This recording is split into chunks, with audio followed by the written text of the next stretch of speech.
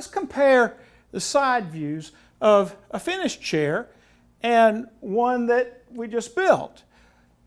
First of all, the back leg, it's rounded over.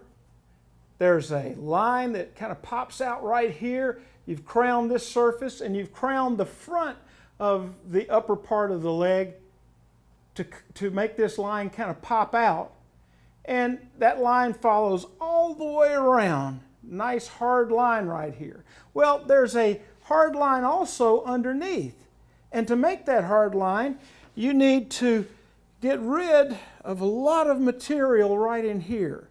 And just pull it out or round it over till you hit this line. And then it'll pop right out and come down this leg here. Now it kind of changes into a round over here. This is kind of flat, flat, flat, and then it rounds over.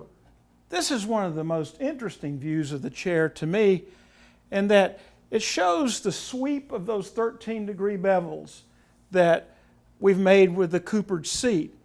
And what you're going to do is use your grinder and your sanding to really scoop that out nicely. And then round over all the way to this edge, and then round up just a little bit. And then right up under the pommel, you need to clear this out, make a nice little cove there. And the pommel itself, you need to drop down to this point right here, maybe 1/4 of an inch down to the top of that pommel. And then you're going to roll it forward if you'd like to a little bit. Use your artistic license here. Try to make it yours if you can, or you can do it just like mine. But there's a lot of wood to be taken out rounding this over. And it gives it kind of a thin look. Now, the legs themselves, you can leave them kind of boxy and just round them over a little bit, maybe make them look a little more stout. Or you can go for the look that I have, which is a lot more rounded all the way around. And make yourself a pattern for your foot down here and use it on both the front feet, and then maybe even a different pattern for the back, so you'll kind of know where you're going. Just draw it off on the bottom of the legs. And then up at the top, you're going to be rounding or crowning your crest rail, crowning the fronts